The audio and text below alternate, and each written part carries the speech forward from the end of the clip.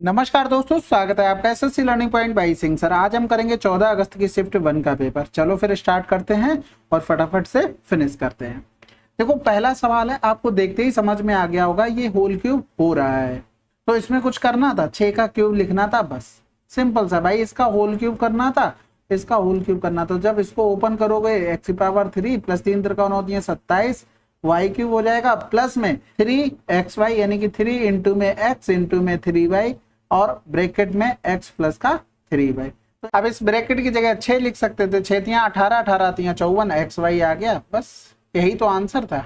अगला सवाल, एक विद्यालय के 45 विद्यार्थियों का औसत भार इतना है, यदि शिक्षक के भार को भी शामिल कर लिया जाए तो औसत भार 500 ग्राम की वृद्धि हो जाती है। शिक्षक का भार क्या है? अब ये तो कंफर्म हो गया कि शिक्षक के आने से क्या हुआ, एवरेज बढ़ रहा है, यानी कि 55 से तो ज्यादा रहेगा। अब कितने लोग हो गए उसके आने से? 46। एक लोगों में 500 की वृद्धि, तो 46 लोगों में 500 यानी कि बटे 1000 कर देंगे तो ये केजी में आ जाएगा। 0 से 0 चला गया, 5 दूनी 10 हो गया। इधर करेंगे तो ये 23 हो जाएगा, यानी कि कितने की वृद्धि होगी? 23 की।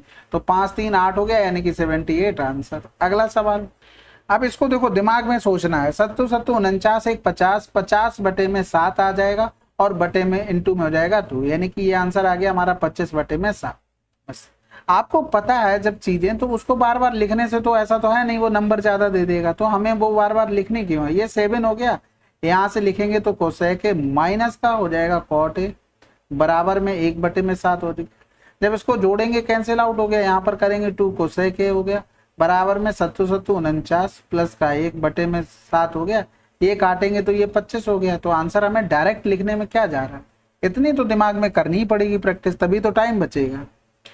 यदि तीसरी तिमाही और चौथी तिमाही में वस्तु की बिक्री में अंतर 36 है तो पहली तिमाही की कुल बिक्री क्या होगी? तो तीसरी तिमाही यानी कि ये रहा, और फिर कौन सी? चौथी तिमाही, यानी कि 3 और 4, इन दोनों का डिफरेंस 6 हो गया। 6 का मान 36 दिया था। पहली तिमाही की बिक्री पहली तिमाही की क्या है? 44 है, यही तो निकालना था। 6 36 हो गया, 264 आंसर हो गया। इन्होंने डिजिट से दिमाग लगा लिया। अगला सवाल, अरुण अंकित मूल्य पर 15% की छूट पर 50 केजी चावल खरीदता है। थोक मात्रा में चावल खरीदने पर उसे 5 केजी गेहूं, जिसका अंकित मूल्य चावल के अंकित मूल्य का 60% है, मुफ्त में दिया जाता है। यदि खुदरा विक्रेता दोनों वस्तुओं को उनके अंकित मूल्य पर अपने दूसरे ग्राहकों को बेचता है तो लाभ परसेंटेज लगभग कितना होता जो दुकानदार अर्जित कर सकता था? अब इस सवाल को समझने की कोशिश करना। देखो, वो लाया है चीज कितने की खरीद कर, हमने मान लिया कि 100 रुपए केजी थी। अब इस पर छूट देते 15% यानी कि 85 गुणे में 50 इतने की, यानी कि 0 5 25 हो गया, 5 8 40 2 42, इतने उतने उसने अपने पार से खर्च किए। लेकिन सवाल में बोला गया है कि वो अंकित मूल्य पर ही चीजें बेच दे, तो जो फ्री लेके आया है उसका मूल्य कितना होगा? भैया वो अंकित मूल्य का 60% था, यानी कि जो 5 केजी थी वो अंकित मूल्य के इतने रुपए में थी। अब इसको इतने ही में तो बेच रहा है, कह रहा था दोनों को उसी मूल्य पर बेचा जा रहा है। ये 53 हो गया, ये 5000 हो गया, यानी कि टोटल उसने इतने की चीज बेच दी। कहने का मतलब है 42 50 उसने खर्च किए, क्योंकि जो 5 केजी था वो तो फ्री थी, तो उससे तो कोई पंचायत नहीं, इस पे तो कोई खर्चा नहीं किया। इतने की चीज वो खरीद के लाया और इतने में उसने बेच दिया। 0 से 0 हो गया, 5 8 40 55 25 हो गया, 5 एकम 5 0 5 छक्का 30 हो गया। अब कटेगा बिल्कुल। यहाँ पर देखो 6 से 5 गया 1 हो गया, और फिर 10 से 8 गया 2 21 हो गया, बटे में 85 गुणे में कर देंगे 100, तो यहाँ पर 17 हो गया, यहाँ पर 5 दूनी 10 हो गया, यानी कि 21 दूनी 42 420 बटे में 17। तो इधर करेंगे 17 दूनी 34 हो गया, बचा 8 हो गया, 17 पे ना 85 ज्यादा हो जाएगा, 17 चौकू 68, यानी कि 24.7% आंसर आ जाए। ठीक है, अगला सवाल करते हैं। राजू और सोहन ने क्रमशः इतनी और इतनी की चाल से एक ही बिंदु से एक ही दिशा में इतने की लंबाई वाले एक ही वृत्ताकार ट्रैक पर एक कार रेस शुरू की। कितने समय के बाद वे एक दूसरे से दोबारा पहली बार मिलेंगे? अब यहाँ पर देखो सिंपल सी बात, ये कितना चलना था? 1725। दोनों एक ही दिशा में जा रहे थे तो स्पीड क्या होगी? घट जाएगी, 18 होगी। 5 बटे में 18 कर देंगे। रीजन आप पता हो गया, क्योंकि हमें मीटर प्रति सेकंड में बनाना है, क्योंकि डिस्टेंस हमको मीटर में दी गई थी। तो इधर कर देंगे तो 5 3 15 2 बच गया, 5 को 20 55 25 आंसर। अगला सवाल, त्रिभुज एक्स वाई जेड में एल और एम क्रमशः भुजाओं एक्स वाई और एक्स जेड के मध्य बिंदु हैं। एन रेखाखंड LM पर एक बिंदु इस प्रकार है कि LN रेशियो NM 1:2 है, तो LN बराबर 5 है, तो YZ का मान क्या होगा? सिंपल है भाई, बना लेते हैं ट्रायंगल। ये X हो गया, ये Y हो गया, ये Z हो गया। XY पे कौन सा है भाई? L है, और इस पर AM है।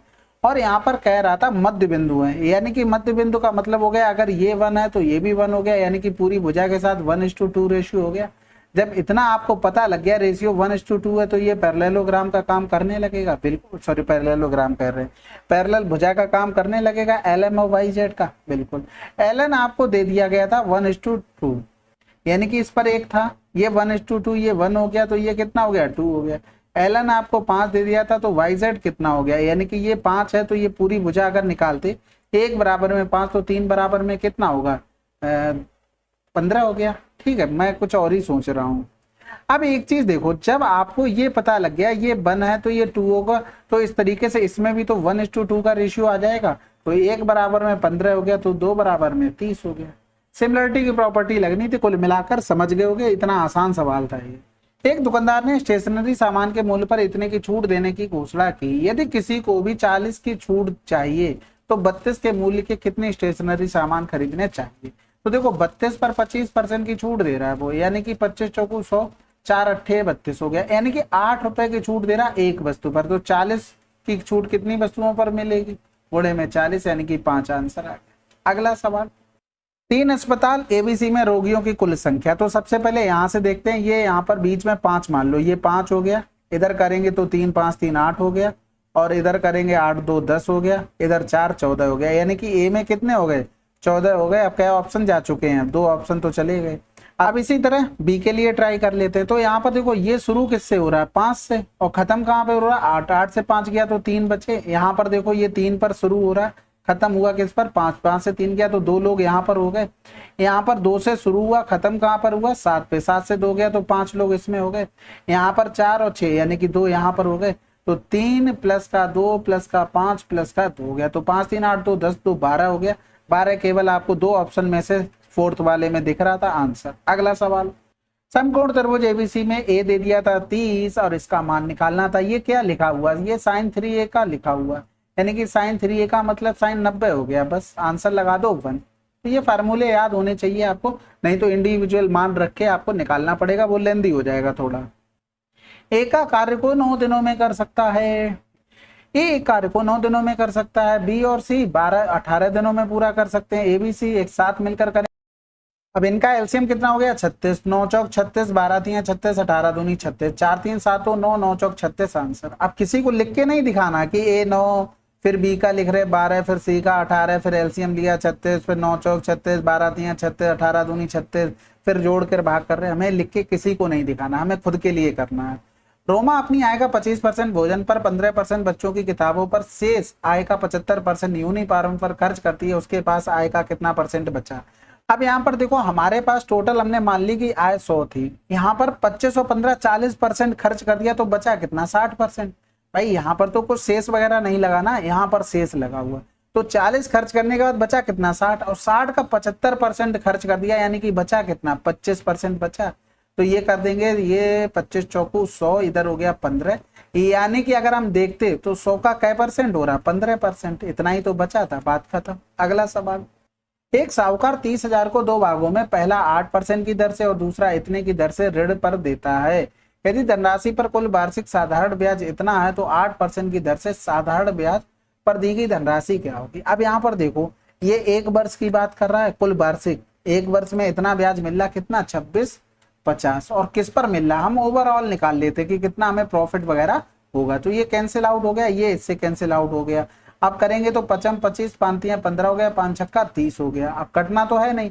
अब हमारे पास 8 9 एलिगेशन लगाएंगे, 53/6, सब में 6 का गुणा कर दो, तो 8 6 48, 9 छक्का 54, इधर हो गया 53। तो इधर डिफरेंस 1 का हो गया, इधर डिफरेंस 5 का हो गया। इस रेशियो में आय रही होगी, ये टोटल 6 हो गया। इसी 6 का मान दिया गया था हमको 30 के, हमको निकालना किसका था? 8% वाली, यानी कि 8 के नीचे क्या आया? 1 का मान। तो 1 बराबर क्या हो जाएगा? 5K हो जाएगा। आसान था ये तो। अगला सवाल, एक शोरूम में उपलब्ध टीवी और राइस कुकर का अनुपात इतना है, शोरूम में उपलब्ध राइस कुकर का परसेंटेज कितना होगा? अब बताओ, यहाँ पर राइस कुकर 3 बटे में 5 गुड़े में 100 हो गया, और 5 दूनी 10 हो गया, 20 60% हो गया कुकर का प्राइस। और क्या चाहिए आपको? इतने आसान सवाल है। यहाँ पर देखो सिंपल सा आपको दिख रहा होगा, आंसर 2 आ जाएगा। क्यों आ जाएगा? क्योंकि ये लिखा हुआ a प्लस बी का होल स्क्वायर और प्लस में a माइनस बी का होल स्क्वायर, इसका डायरेक्ट फार्मूला होता है 2 ब्रैकेट में a स्क्वायर प्लस का b स्क्वायर, और ये इससे कैंसिल आउट हो जाएगा, आंसर आ जाएगा 2। तो ये चीजें आपको ओरल देख के आनी चाहिए समझ में कि यहाँ पर इस तरीके से चीजें लिखी हुई हैं। त्रिभुज की भुजाएं 8 15 17, त्रिभुज का क्षेत्रफल आप बताओ। 2 चौकू 8 15 चौकू 60, इसको बताना पड़ेगा क्या? इससे आसान सवाल नहीं हो सकता भाई साहब। अगला सवाल करें, चलो अब इसको देख लो। आपको देखते ही समझ में आना चाहिए कि ये चीजें चल कहाँ पे रही हैं, क्योंकि आप अगर पॉइंट वगैरह में लग गए तो खत्म। देखो यहाँ पर 25 हुआ, 25 पंजे 125, जिसमें 5 दिख रहा वही तो आंसर होगा। अब यही अगर क्वेश्चन अच्छा बनाना होता तो ये इस तरीके से बन सकता था अच्छा क्वेश्चन, 0 0 5 कर देता या 5 कर देता, फिर हमको एग्जैक्ट वैल्यू निकालनी पड़ती, ठीक है। लेकिन यहाँ पर हमें जरूरत नहीं है, तो आंसर आपका ऐसा ही आ जाएगा। 6 सेंटीमीटर त्रिज्या वाले 2 समान वृत्त एक दूसरे को इस प्रकार प्रतिच्छेद करते हैं कि दोनों एक दूसरे को केंद्र से होकर गुजरते हैं। उभयनिष्ठ जीवा की लंबाई हमेशा √3r होगी, यानी कि 6√3 आंसर हो गया। कभी भी ऐसा हो कि एक दूसरे के केंद्र से होकर जा रहे हो और उनकी उभयनिष्ठ जीवा की लंबाई निकालनी हो तो हमेशा √3 इंटू में r होगी, ये ध्यान रखना। अगला सवाल, यदि एक लंबवृत्तीय शंकु की तिर्यक ऊंचाई और त्रिज्या इतनी और इतनी है तो लंबवृत्तीय शंकु का कुल पृष्ठीय क्षेत्रफल क्या होगा? तो कुल पृष्ठीय क्षेत्रफल पाई r l प्लस का r होता है, यानी कि हमको सब कुछ तो पता है, कुछ निकालने की जरूरत है कुछ भी नहीं है। तो 22 बटे में 7 हो गया, r का मान हो गया 21, और इन दोनों को जोड़ना पड़ेगा इनको, यानी कि 20 20 40 और 9 49 हो गया। यहाँ से करेंगे तो 7 7 49 हो गया, 7 एकम 7 7 दूनी 14 हो गया, यानी कि 21 7 147 लिख लो, गुणे में 22 कर लो, ठीक है। अब फिर यहाँ से करेंगे तो 22 7 154 हो गया, यहाँ से लगा 15 हो गया, 22 चौक 88 और 10 98 और 5 103 हो गया, यहाँ से लगा 10, 22 एकम 22 और 10 32 आंसर आ गया। इसके अलावा सरसरी निगाह से हम डिविजिबिलिटी भी चेक कर सकते हैं। 4 3 7 3 2 5 नहीं, 11 से होगा, 4 3 7 3 2 5 3 3 6 4 2 6, ये कट जाएगा, 3 2 5 4 3 7 नहीं कटेगा, तो यहाँ से भी आंसर आप लगा सकते थे, ठीक है। 2 समरूप त्रिभुज परमाप दिया गया था FA और GS, यानी कि FA किस में आ रहा है? इसमें आ रहा है, यानी कि दूसरा परमाप होगा, यानी कि 12 बराबर में 36, या फिर यहाँ पर हम लिख लेते हैं कि 36 किसका मान 36 का मान 12 है, हमें 48 का मान निकालना था, तो 12 3 36 हो गया और 16 3 48 आंसर आ जाए। आपको पता होना चाहिए था पैरेलल, यानी कि पेरीमीटर 1 अपॉन पेरीमीटर 2 बराबर साइड 1 अपॉन में साइड, तो जिसका पेरीमीटर ऊपर होगा उसकी साइड ऊपर होगी, बात खत्म। तो पहले GST हो गया, ये GST के लिए कर लो, ये FAX कर लो, यानी कि पहले GST करेंगे उसके बाद FAX करेंगे, ठीक है। तो P1 48 बटे में हो गया 36, S1 हो गया 12, S1 नहीं S2 दिया गया था, 12 12 3 36 हो गया, 16 3 48, ठीक है। अगला सवाल, सोने की 4 अंगूठियां और 2 चूड़ियों का मूल्य इतना है, 10 अंगूठियां 5 चूड़ियों का मूल्य कितना होगा? तो सबसे पहले इसमें सब में 2 का डिवाइड कर दो, ठीक है। तो ये बन गई 2 अंगूठी प्लस के 2 चूड़ी 1 चूड़ी, बराबर में कितना हो गया? 20,000 के, ठीक है, 20 के हो गया। यहाँ पर आप पूरे में गुणा कर दो 5 का, बस, तो ये 5 दूनी 10 हो जाएगा, यानी कि 100 के आंसर आ जाए। अगला सवाल, एक पुस्तक का अंकित मूल्य इतना, ऐसे 12% की छूट पर बेचा गया, पुस्तक का विक्रय मूल्य कितना होगा? अब बताओ, इससे आसान सवाल हो सका नहीं? 25 गुणे हमें इतना करना, 25 अट्ठे 200, 25 अट्ठे 200 में 20 जोड़ दिया, 220 आंसर आ गया।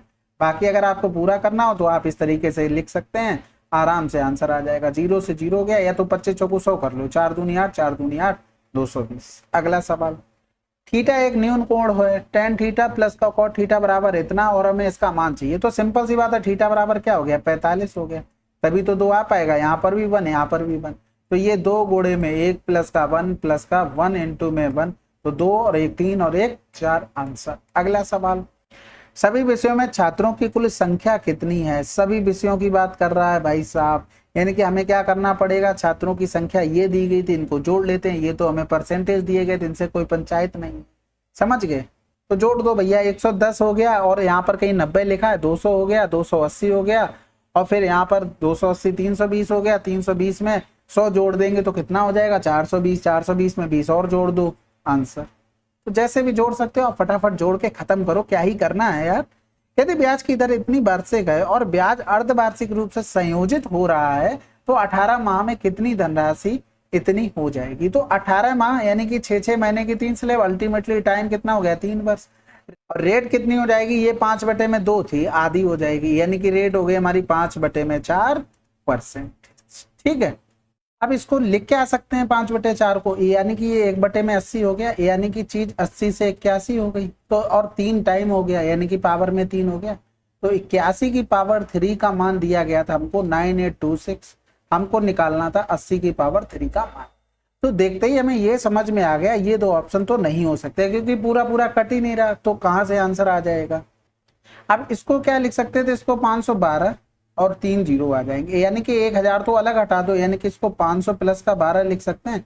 बिल्कुल, तो इसको गुणा कर देते हैं, यानी कि 9826 इंटू में 500, ये हो जाएगा 00, 5 छक्का 30 हो गया, 5 दूनी 10 और 3 13 हो गया, 5 अट्ठे 40 और 40 और 1 41 हो गया, हासिल लगा 4, 5 ने 45, 45 और 4 49। मैं कुछ और सोचने लगा था कि हो सकता है कुछ और भी बन जाए। अब 12 का गुणा कर देंगे, यानी कि एक बार प्लस करेंगे, तो 9826 में 12 का गुणा, तो 12 छंग 72 हो गया, हासिल लगा 7, 12 दूनी 24 और 7 31 हो गया, हासिल लगा 3, 12 अट्ठे 96, 3 99, हासिल लगा 9 हो गया, 12 ने में 108 हो गया, 9 117 हो गया। तो जोड़ देंगे, ये 2 हो गया, 1 हो गया, 9 हो गया, 7 3 10 की 0, हासिल लगा 1, 2 और 1 3 हो गया, 9 और 1 10 हो गया, हासिल लगा 1 हो गया, 503091 आ गया, और 3 जीरो साथ में लगे हुए थे।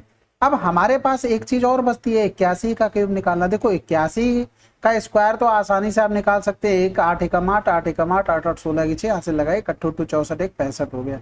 अब इसमें भी वही चीज कर दो, 65 61 इंटू में 80 प्लस का 80 प्लस का 1 हो जाएगा। ठीक है, तो यहाँ पर 0 हो गया, 8 एकम 8 हो गया, 8 छंग 48 हो गया, 8 पन्ना 40 और 4 44 हो गया, 8 छंग 48 और 4 कितना हो गया 52, और इसमें जोड़ देंगे कितना 65 61, तो ये 1 हो गया, 8 से 14 की 4, हाथ से लगा 1 हो गया, 9 5 14 की 4, हाथ से लगा 1 हो गया, 6 5 11 के 1, हाथ से लगा 1 हो गया, 3 5 हो गया।